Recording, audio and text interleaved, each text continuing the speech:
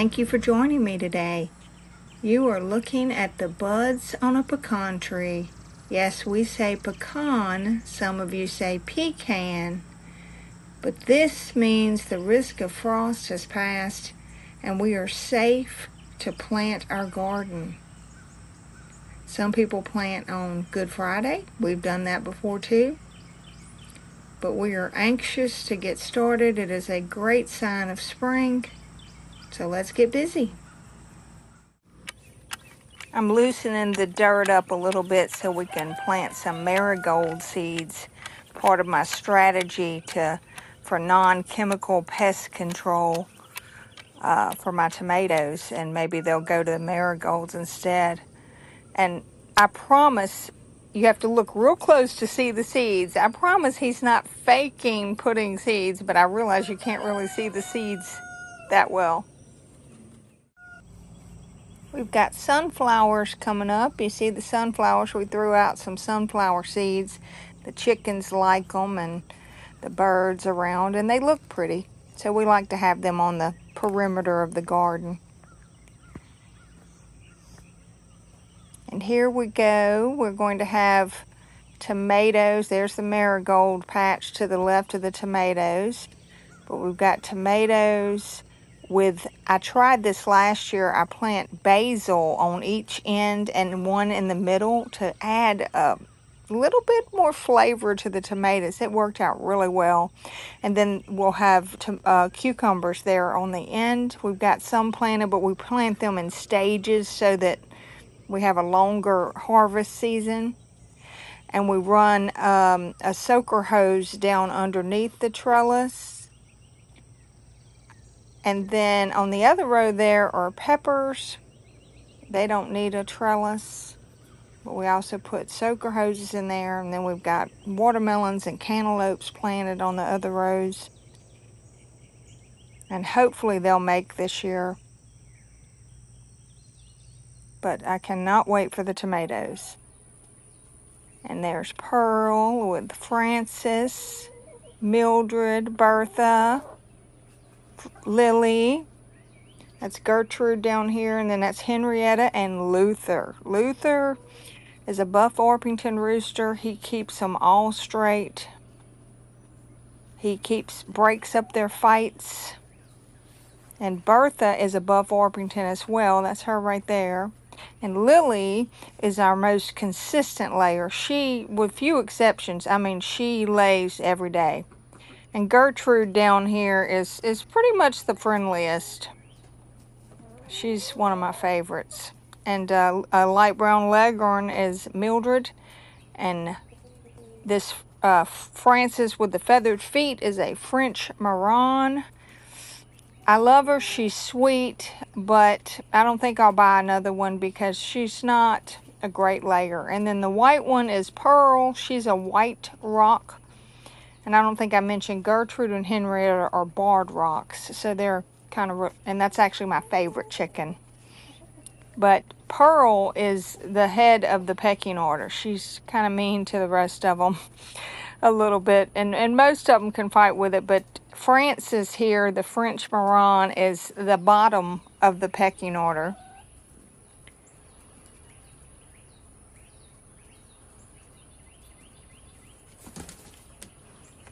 And here comes Gertrude.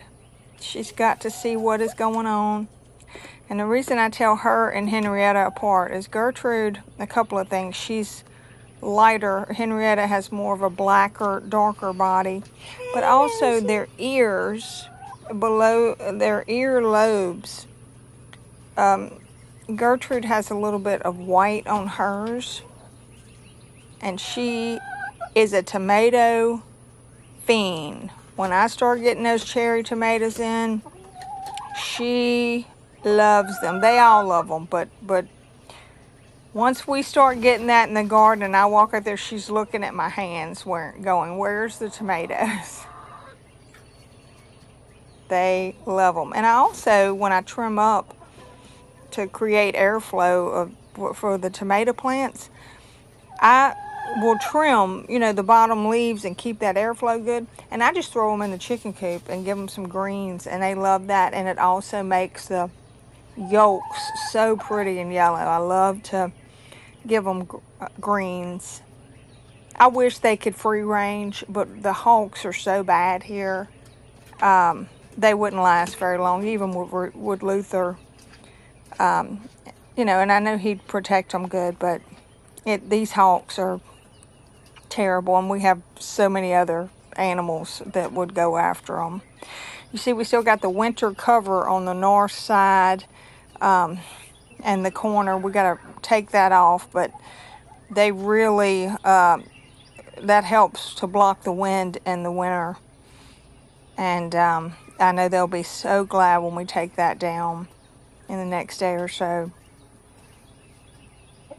because they're kind of nosy. They like to see what we're doing, what's going on the place, and see what the chances are that they're going to get some snacks.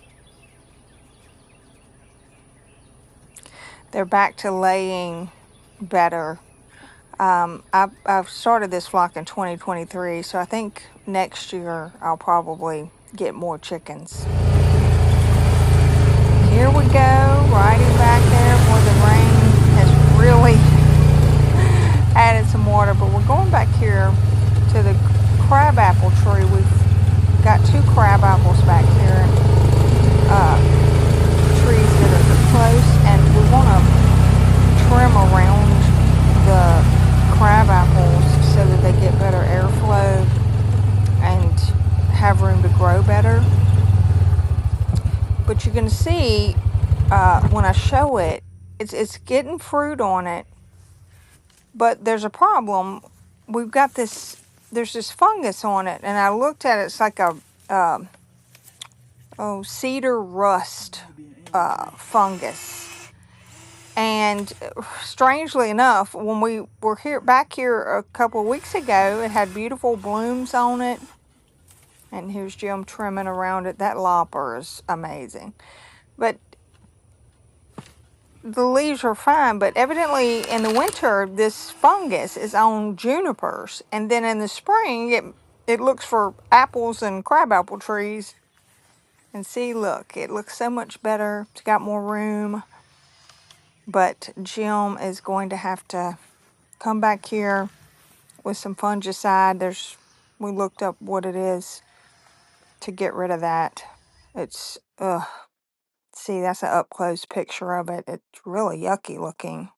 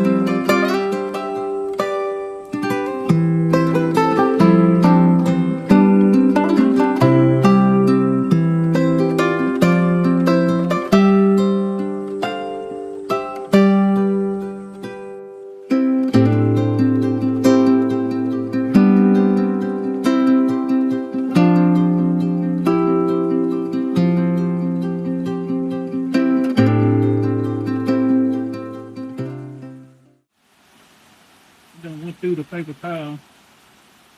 That's when it's ready. And you said these are poinsettia? Poinsett, yeah, poinsett. Poinsett. I mean, is it poinsettia or poinsett? Poinsett.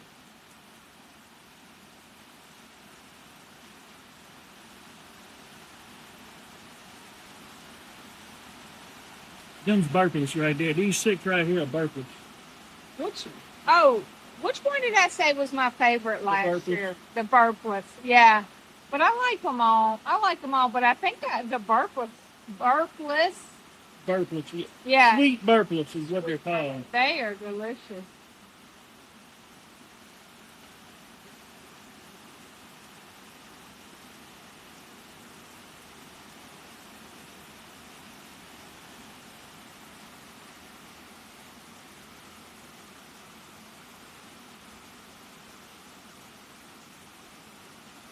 There's one right there.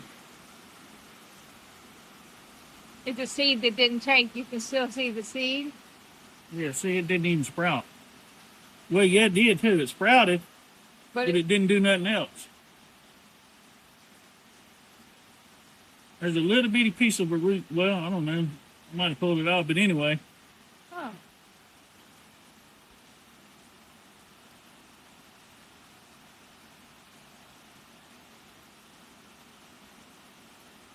And I let these go too long too.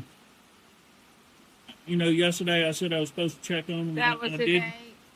I let them go too long. Cause see these roots?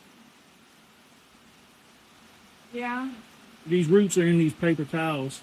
Uh-oh. And they're hard to get out. But it shouldn't affect them being able to produce. As long as I don't break this root, mess this root up too bad.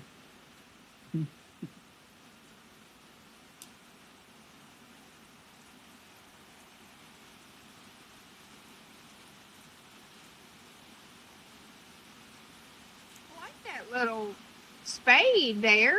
Where'd you get that? It came with that kit that you bought. Oh, cute. I forgot that.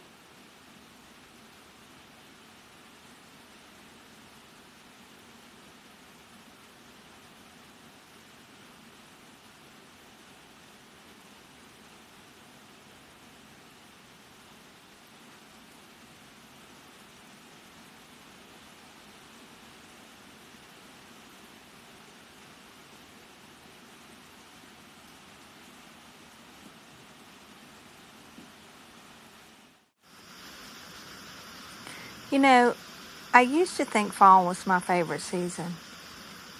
I was born in the fall, and Lord knows I love my LSU football. I love the crisp fall mornings. But gosh, how could you not make the case for spring? Flowers blooming, grass is turning green, birds chirping, building their nests, babies being born. Everything is new again. It's something special about watching the world wake up from a long winter. And even the rainy days are special because they serve a purpose. I'm curious. Please leave a comment below and let me know what your favorite season is. And I think I'll end this video. I want to thank you for spending the time with us and taking the time to watch this video. And I hope you have a great day and week. And we'll see you on the next one. God bless.